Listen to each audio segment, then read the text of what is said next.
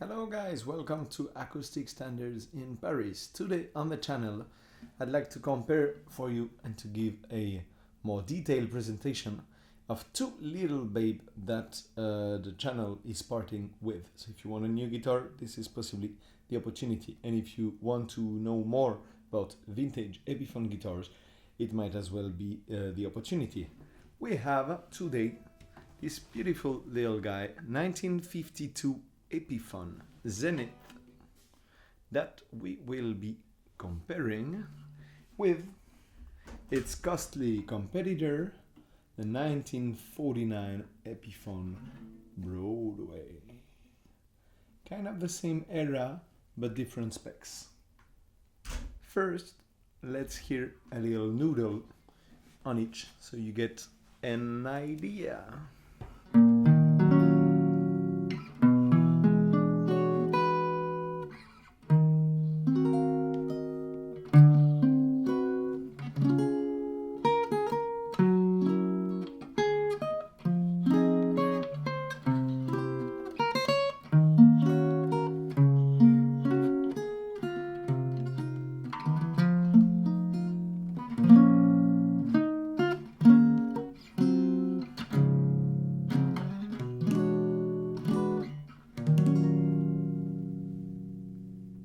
Body and Soul, A section.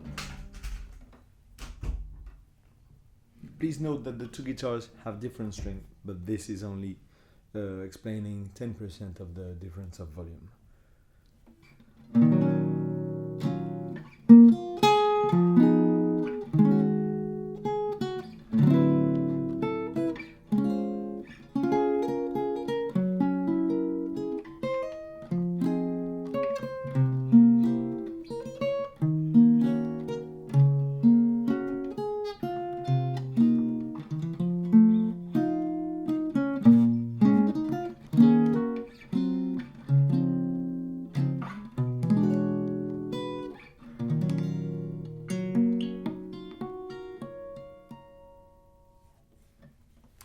So, as I talked about the strings, this little guy has bronze strings, gauge 12, and the Epiphone Zenith has nickel round one strings. Some think that it can justify like 30% volume difference.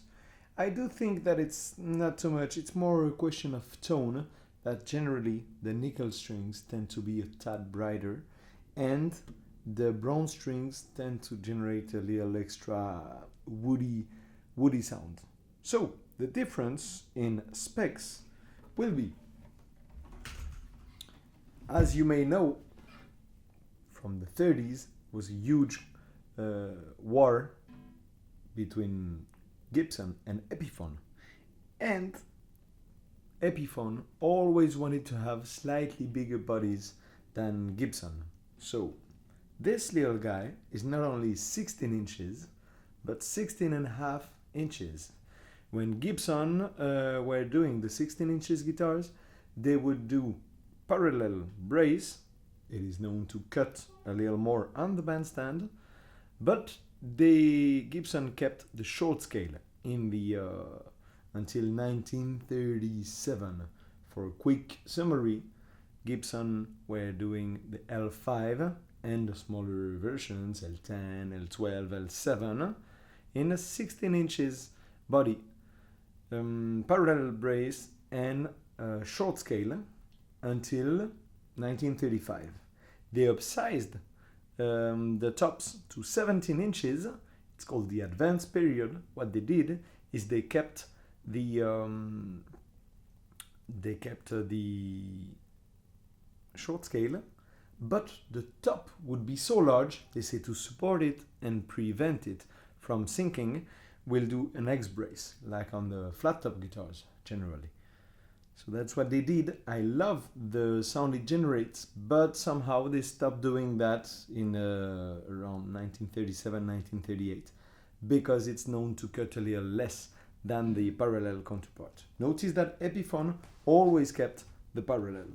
So this is an Epiphone Zenith, 16.5 inches, long scale, parallel brace, and it is it's not as refined of an instrument in the specs, because the sound can still be quite inspiring, as hopefully you've seen. What we see is this instrument has less binding, no binding on the fretboard, single binding, white binding on the body, but it's still very interesting. I think sonically, and you'll be able to give your 2 cents. This guy is a little less dense than the Epiphone Broadway. The Epiphone Broadway is fully carved and is 17.5 inches with gold hardware, parallel brace, and long scale. It's kind of the equivalent of the Gibson L12. Notice that the sound is quite different, but although there's a bit more sound on the Epiphone Broadway, I think it has a bit more air in the sound in the Zenith, making it a little less dense, but sometimes it's interesting. There's a little something I like about entry level or middle level at Epiphone, is that they have something a little toy-like, but not in a bad way, that I like, in the sense that the top seems to be less dense, and therefore the guitar feels easier to play, and it's maybe barking in some aspect. It could seem to bark a little more when you're playing it in a small room.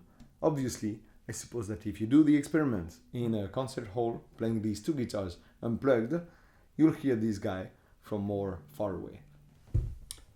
Let's hear them in action on rhythm playing.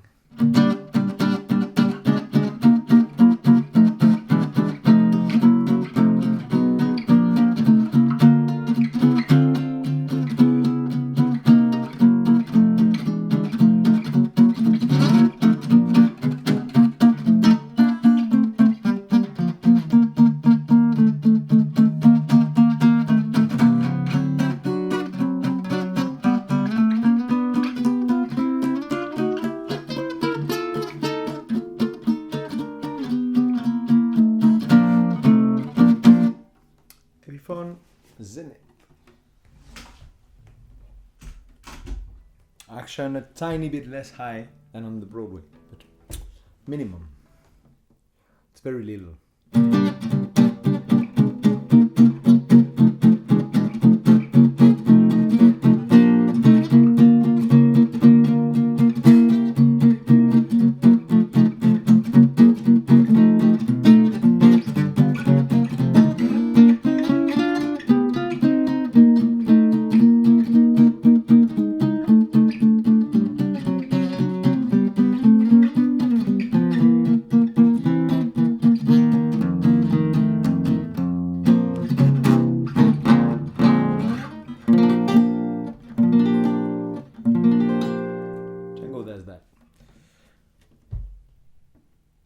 Two different animals, clearly.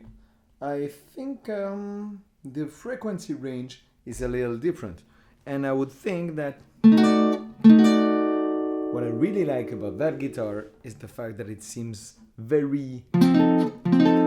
it's woody and precise. I think it's the frequency range is very precise, and everything is clearly defined. In some guitars it's more blurry in the bass, things like that. Whereas this one,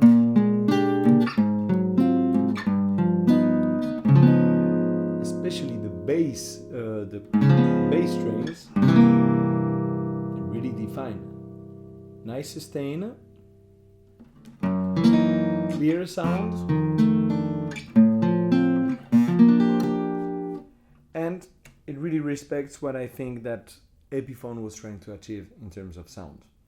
From the ones I've played, and I was a huge fan of Epiphone and of Gibson. Still am. I noticed that when you're playing a chord on a Gibson, it's thick and everything is glued together. The bubble of sound is like that, with no air in between each notes. Whereas if you do the same with the Gibson, with Epiphone, I hear 6 different notes that are taking larger spectrum, and they are all in their channel like that, with a little air in between. A lot of string separation that I think is very nice, especially for chord melody matters.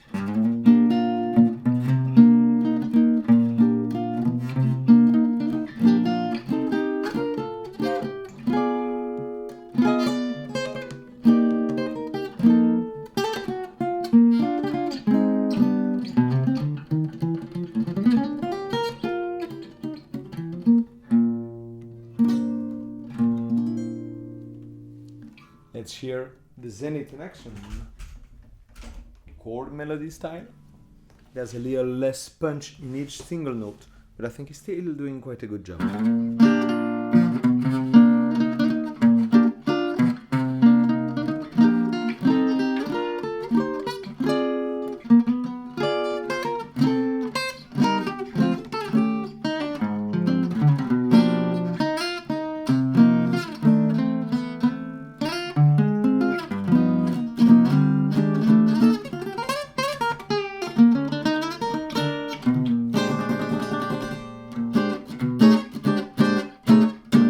It feels somehow a little easier to play.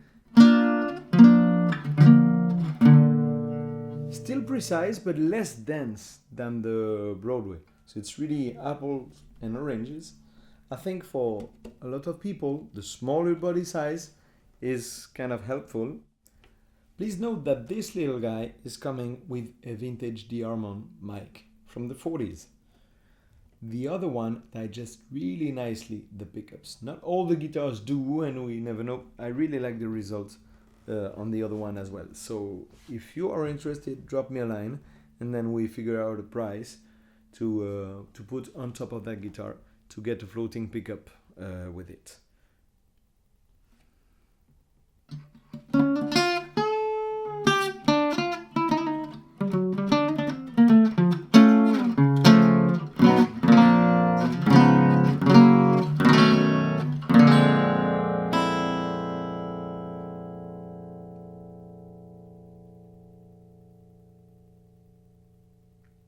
Still quite a nice sustain. It's a very, it feels open and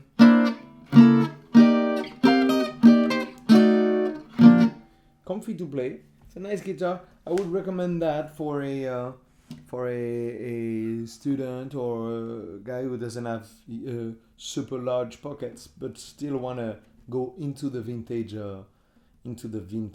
stuff.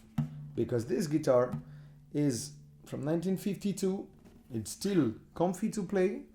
It has the electric possibilities, and notice it's a smaller cane for the DeArmond, so it's not clamping over there.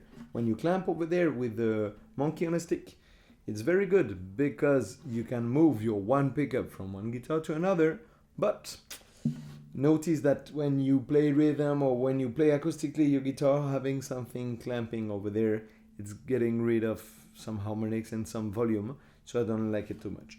On this one, I've decided to have it fixed there.